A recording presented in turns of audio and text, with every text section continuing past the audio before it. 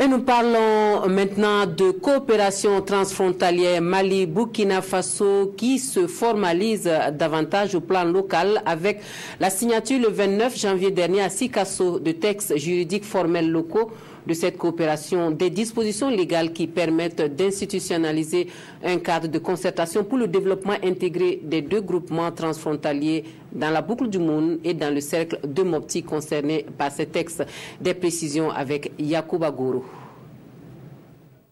Travailler ensemble dans la cohésion sociale et pour le développement socio-économique des communes transfrontalières du Mali et du Burkina Faso, c'est tout l'enjeu de cette rencontre de Sikasso.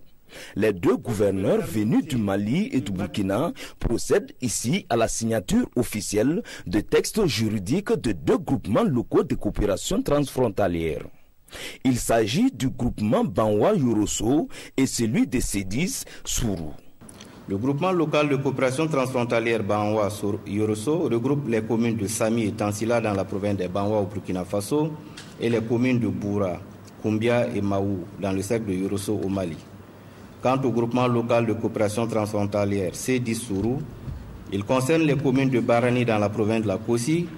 Di Kassoum et Toini dans la province du Souro au Burkina Faso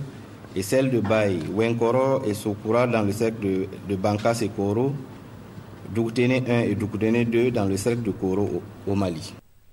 Un nouvel essor matérialisé ici avec la signature des documents officiels qui va permettre de créer plus de fluidité et plus d'action de développement dans ces parties du Mali et du Burkina Faso.